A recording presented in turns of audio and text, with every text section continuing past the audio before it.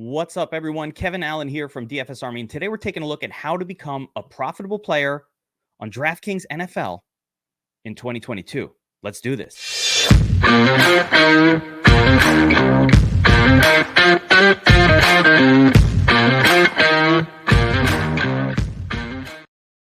All right. Today we're taking a look at how to become a profitable NFL DFS player 2022, and quite honestly, it's been the same going back as far as the beginning of time for all intents and purposes. Now, what are the common mistakes that people make when attacking NFL DFS, and how can you avoid those mistakes? You don't want to be average. You have to be above average in order to turn a profit. Average people lose money. So the first thing I want to talk about is contest selection. Now, what do most people do? Most people who play DFS, and this is the vast majority, they simply look for the largest contest they can enter with the biggest prize and try to attack it. Here's the Millie Maker, for example. 1.2 million entrants in week one. $5 entry. Wow, $1 million to first place. That sounds great. Let me enter this contest, right? But let's take a look at this, and I'll show you across a number of different contests. But just taking a look at a contest like this to understand why you aren't making money in DFS.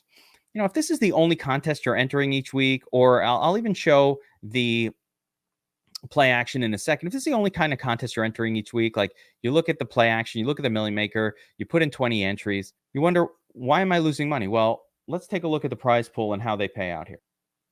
There are 1.3 million entries here, and everybody from 65,000 all the way to 300,000. So you're in the top 25%, all the way down to the top 5%. The top 5%, you're doubling your money. So essentially, if you put a lineup good enough for top 8, 10, 12% in this contest, you enter 20 lineups, 10 of them are in the top 10%. You're amazing at DFS because you put 10 lineups in the top 10%. So it costs you $100 to put in 20 entries. 10 of them, you're great at DFS. Top 10%. That only got you your money back. That's it. 10 of them. So you need a top, you need to hit top 10%, 50% of the time just to make your money back. And here's the secret. You're not going to do that. You're not going to pull it off. The average player will only put 2 lineups out of 20, not 10, 2 lineups out of 20 in the top 10%, right? Because on average, your lineups are going to be distributed like a bell curve. You'll get ideally half of them above 50%. So this is how you lose money in DFS, because if you only put 2 lineups in the top 10%, you've entered $100. All you've made back is 20. You're out 80% of your money. And this is what you should expect to happen when you enter tournaments that are gigantic. This carries over to the $3 contest as well. So this is a more every week contest. The Millie Maker is kind of a week one special. But if you take a look at the $3 play action, which is probably what a lot of you guys who are watching this enter most weeks, understand that, again, this looks like a lot of prizes, but in reality, 200,000 entries here. Top 10% would be a top 20,000 entry. Top 5% would be a top 10%. You're only doubling your money up to top 5%, meaning that you basically enter this contest with borderline no chance of making your money back unless you actually hit a lineup that finishes not in the top 1%, and it has to be at the top portion of the top 1%. So, this is a contest you chase for these, a top 10 lineup, which is 0.001%, but essentially it's a lottery ticket. Most people only enter contests like this. Stop doing that. Now, what do we enter? What should we do? Well, let's start with cash games. Are cash games dead? Are cash games dead? No, they're not. I'm going to talk about why cash games are your best approach for being profitable in 2022 and every season, and exactly which cash games you should enter. So I'm going to show you a little example of, first we'll talk about the contest itself, and then I'm going to show you how to build a cash game lineup. Starting with the contest itself, I want to show you a little something here just to explain why cash games aren't dead. Listen, if you're going up against the big dogs, in 2022. They've been playing cash games for years. I've been playing cash games for years. You don't want to go up against someone like me because my lineup's going to be pretty good, right? I'm going to have a plus EV lineup in my cash games. But here's the thing. On DraftKings, I can't enter $1 entry contests. Oops, sorry, your entry failed. User permissions do not allow contest entries at this time. Larger players, whales, who've been playing for a long time, are restricted from entering the $1, $2, and $3 level. I can't enter this. I can't get in. Sorry, your entry failed. User permissions don't allow it. So as a player, and we're talking about players, hopefully if you're watching this, you're someone who plays between $50 to $500 or $1,000 in a given weekend. That's the group that I'm speaking to right now. So if you're only playing $3, just might as well just throw that shit in the play action and go for the goal. But if you're a serious DFS player, you play $50 to $1,000 a week, you can enter 50 entries in this $1 level. That's $50. You can enter 50 in this $2 level. That's $100. You can enter 50 in this $3 level. That's $150. So 150, 250. You can get $300 worth of entries in these head-to-heads that restrict whales from entering them. Now I'm going to talk about how to construct that lineup, but I'm going to give you one more tip before we get to how to make your cash game lineup. And then we're going to talk about a second contest type, which I call hybrid contests. But one last tip when you're entering these contests, if you're not going to go through the lobby and pick out opponents one by one, which is tedious and I don't do it, right? If you want to just create a contest, there's one important setting that I want you to use. So you're going to go build NFL lineups, Sunday, big slate, make it public, head to head. See, I've got checked off $5. They already know I can't enter this, but we're going to set up 50 entries at the $1 level. This is an extremely important setting. Do not allow the same opponent to attack or take on all of your head-to-head. So you're going to set this number at 1 or 2 to limit specific individual opponents to 1 or 2 of your lineups. You want a solid distribution of opponents because you don't want to run into that really, really good one lineup. That's going to kill your day. If you build even a reasonably good cash game lineup, you'll win 70 to 80% of these entries. And even if you build a bad one, you're going to actually win back 30 to 40%. So there's a lot of safety in head-to-heads, especially when you diversify your opponent group. This is what I want you to base your entries on every single week. You want to be set up in a situation that if you win your head-to-head, if you win 80% of your head-to-heads, you're probably having a good week. You're probably turning a profit. So at least 50% of your entries should be in these head-to-heads, and 60 or 70%, that's great too. Now, what's the second contest type that I like? Actually, before I get into that, we're going to talk about how to actually build a cash game lineup. And if you're a DFS Army subscriber and you're watching this, you probably already know, but the primary approach to building a cash game lineup is absorbing the chalk. In big tournaments, we fade the chalk, right? We want to build massively correlated lineups that move away from chalk. In cash games, we want to embrace the chalk, embrace the projection model. So a couple tools we have at DFS Army to help you do this. I'm going to show you the chalkboard, which is my favorite tool for building cash game lineups.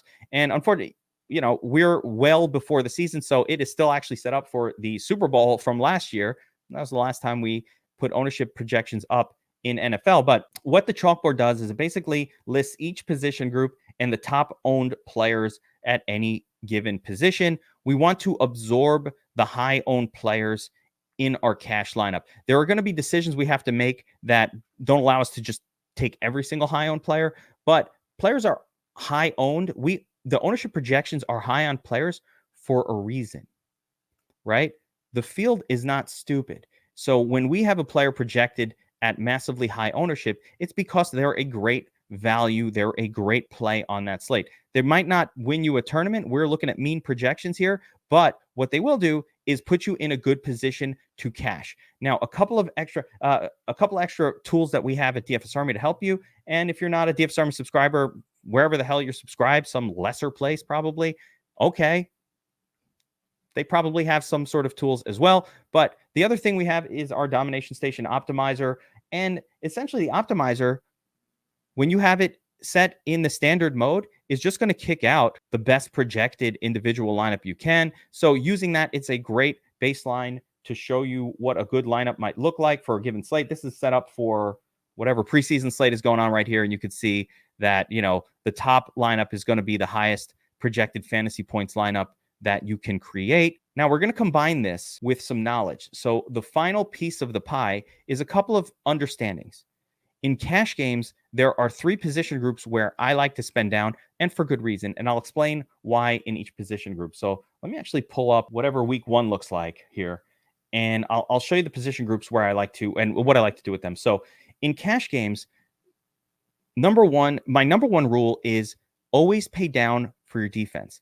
Now, not a lot of people understand this, but projections are actually completely borderline useless for the defense position. It's the least correlated to actual results. Matter of fact, the best defense projections only correlate about 25% to actual defense scores. So if you spend up on a defense, no matter how good they look on paper, in your cash game, you're making, you're pretty much always making a huge mistake. Never do that. The way I build my cash lineup is I scroll all the way down to the bottom and I pick one of the worst, the cheapest defenses.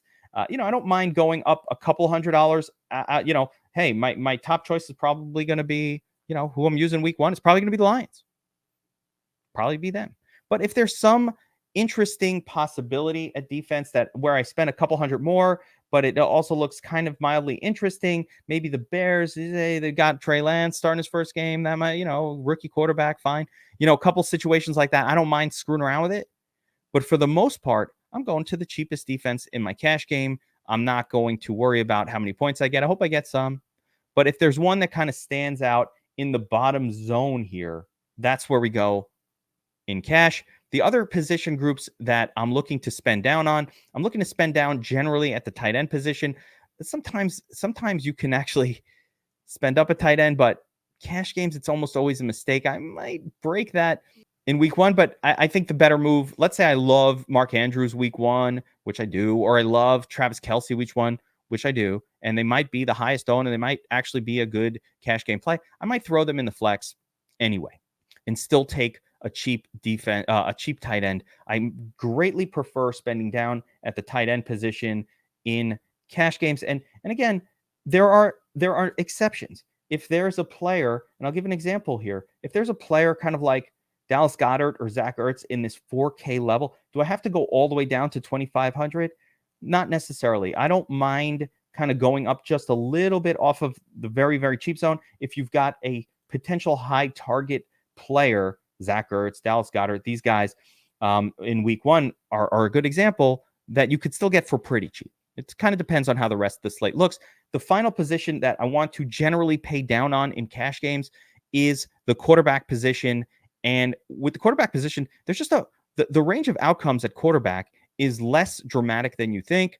The highest spend quarterbacks this week is Pat Mahomes, Justin Herbert. There are going to be quarterbacks that cost $1,000, $1,500 less that will score pretty close to them.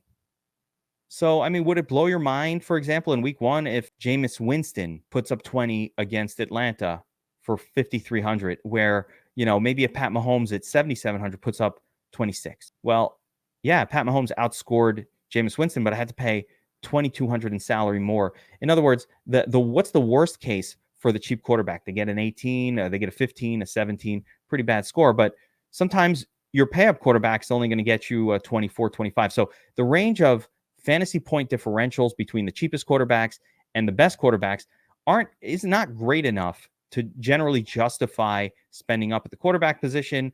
I would much rather spend that salary on getting elite wide receivers on my team or elite running backs on my team in cash games. So for your approach to cash games, embrace the chalk, embrace the optimizer and the highest projected lineup, and then tweak it by understanding lineup construction, pay down at defense, pay down at tight end, pay down at quarterback. You can win a large portion of your cash games each week. Now, I promised you, so we're not just talking cash games here. So the next contest type that I want you to focus on in order to be successful in 2022 is what I call hybrid lineups, hybrid contest, small field tournaments. That's where I focus my entries each week. That's my bread and butter. I don't love, listen, I enter the Millie Maker just like everybody else, but I don't expect to profit in that kind of game. Now, that being said, we are doing a back test project going on for the next few weeks leading up to the season. So make sure you like and subscribe and hit the notification button on this YouTube channel if you want to get involved in that. Each night around 10 o'clock, I'll do it every other night. We're going to go back and rerun our optimizer, kind of go through how to attack tournaments. We're going to focus on large format GPPs in the backtest approach that we're doing for the next week or two. We're going to backtest pretty much every week of the 2021 NFL season. We're going to do a bunch of showdown backtesting as well, just to show you the best settings and approaches to using the Domination Station optimizer or any optimizer that you use to attack large field tournaments and showdowns. But we're talking about how to be a profitable player. Those are lotto tickets. We can make money in the long term attacking those contests, but you can also go on, you could wipe your bankroll out in seconds doing that. So when you enter those contests, you expect to lose 90% of the time. If you max enter a large field tournament, 95% of the time you lose money. It's not a good feeling. I want you to have the feeling of winning. So what's the other contest type that we can attack and be profitable in 2022? And those are small field tournaments. Now, what is the definition of a small field tournament? This is something that a lot of people get wrong. I talk about small field tournaments all the time. And then I get people who come to me and go, oh, this is a small field tournament. And they show me something like the Power Sweep with 5,000 entries, for example. This one. That's not small field. 5,000 entries is a large field GPP.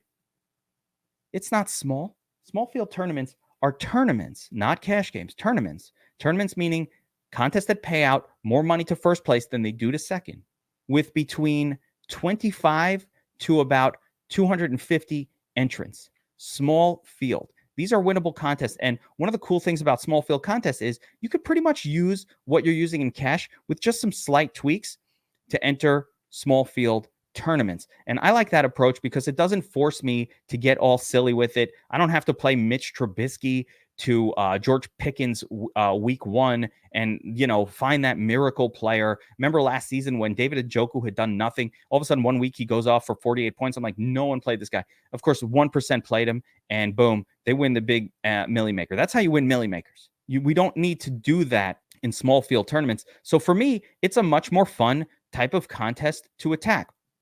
I'm going to show you some small field tournaments I like, but these are available in every salary range. So just scrolling down here, start to see the smaller ones. Here's 20 entry tournaments. $10 20 player. That's a tournament, guys. You want to talk about a little tournament that you can win? $10 entry, $72 to first place. Can you beat 19 other people? That's a profitable contest if you win it. As a matter of fact, if you could just finish in the top 20, third place, you're getting 4x your money. Remember, let's just talk about the numbers here. We looked at the large field GPP, top 5% finish. You're only getting your money back or doubling your entry. Here, top 5%, which is essentially first place, you're getting 7x your entry. That's the difference. 7x your entry fee. Now you're like, whoa, the other one's 50,000. This one's 70. We're talking about how to be a profitable player, not how to win how to win the lottery in 2022. We'll talk about the lottery in our back test. But how to be a profitable player is you want to top 5% score in this tournament wins you 7x your entry fee. 7x. Can you win that? Can you win it 3 times in a season? Because if you do, you only need to win it 3 times in a 17-game season to turn a profit. I mean, finishing the money a couple of other times, you're doing great. What other contests? Right? Tournaments. Yeah. Here are the NFL $50 contest, right? 45 entries. Let's take a look at some of the details of this contest. 45 entries. Can you beat 45 other players? 10x your money if you finish in first. 7x for second place. 5x for third place. Third place. Fourth place. 4x your money. 4x your money is a top 10%. So here, if you finish that, again, we talked about in the other contest, you finish in the top 10%, you're getting 2x your money back. That's it. And you got to beat a whole ton of people to get there. Here, just 45 entries, 4 or 5x your money for a top 10% finish. That's pretty good. You can win these. Look at the margin. It's lower. Instead of paying 15 or 16% fee to enter the contest, it's only 11%. So how do we make a lineup for a contest like this? I call these hybrid contests, right? essentially you could just take your cash lineup, but generally you want to make a twist or two. What I do is I'll look at my cash game lineups, and I start with that as the baseline. Hey, usually what we figure out, we use the chalk, we understand what most people are doing in week one. In week one of this year, let's just take a look at going to the draft team. You can't really see it that well here, but in week one, a lot of people are focusing on these games, some of these afternoon games, which have really high totals. Chargers, Raiders, and Arizona, KC. That's where everybody's going, right? So I assume a lot of the chalk is going to be focused around those games. We can find ways to get a little bit unique without going crazy. Maybe on Arizona, instead of playing instead of going like loading up on Marquise Brown, we'll put Ertz in the lineup. We're going to look at the highest chalk guy, maybe make a change or two. So your hybrid entry is going to look very similar to your cash game, but add some correlation to it. We're in cash games, we don't really care about correlation. I don't need to pair up my quarterback with a wide receiver in cash. I will do that in my hybrid. So I'll just build around a game in my hybrid. So I might go, okay, these are the running backs I love this week. I'm going to keep playing them. They're my core running backs. This is my wide receiver value guy that I'm playing like crazy week one. I love him. Whatever that is, your high value guy, it might be. It's hard to say again with specifics right now being so early, but I've done a little bit of looking, and there's some players that look really good week one, look underpriced. The Christian Kirks of the world, the Kadarius Tonys, a couple of names that you might wind up on, Rashad Bateman's, some of these cheaper wide receivers, some of these running backs that look to be in great spots in week one.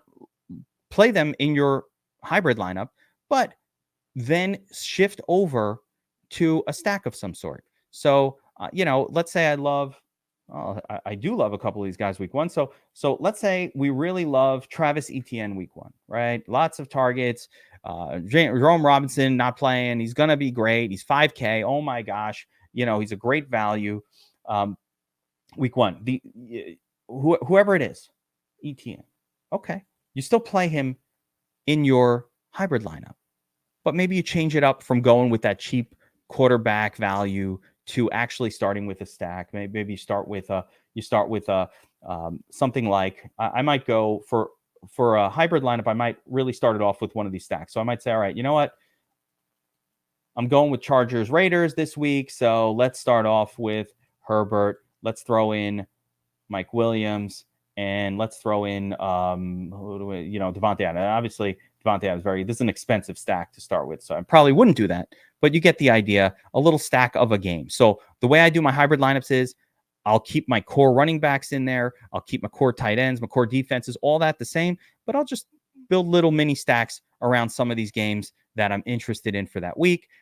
Generally, for me, each week I'll build 4 to 5 hybrid lineups and ladder them into various small field tournaments built around a core of running backs that I love, a core of value players that I love. And those will be high-owned guys, the same names we're using in our cash lineup, but with some shifts at the quarterback, wide receiver position, just to sort of focus on particular games.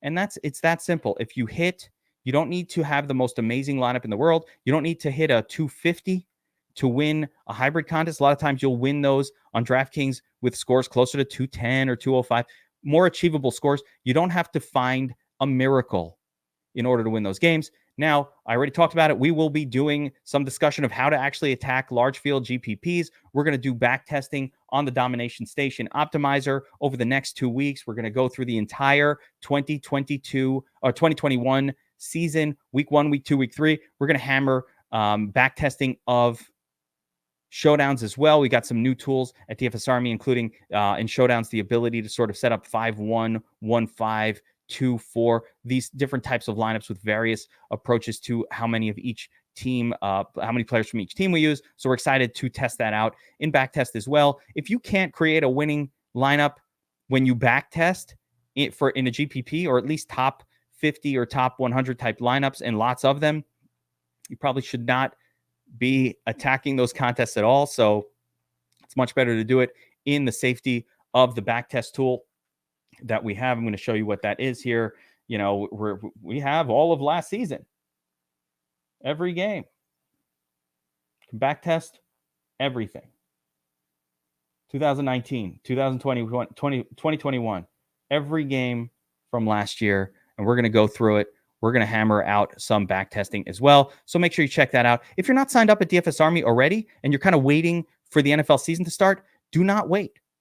We've got a promo going right now where you can get 12 months of NFL full access. I'm talking DFS. I'm talking season-long fantasy football, everything, all of our tools. Take a look at our suite of NFL tools just for DFS. We go over all the stuff, power rankings, everything you need. 12 months of access. Use promo code preseason. You get it for just $199 for a full year. There's no deal better than this. You get the Domination Station Optimizer, everything you need. So get signed up at DFS Army. Of course, you get into our Discord, talking strategy, talking everything every single week. There's no better approach. Make sure you like and subscribe and hit the notification button. That's key on this channel. If you want to hang out with us and backtest the entirety of the 2021 season, learn the best methods for using the Domination Station Optimizer, the best approach for settings for the optimizer to try to take down tournaments. But remember that our key for 2022, let's be profitable. Let's focus on cash games. Let's focus on hybrid contests, 4 or 5 lineups each week. Let's take down some small field tournaments. And let's be profitable in 2022. Thanks for joining me. I will see you guys next time. Good luck this season.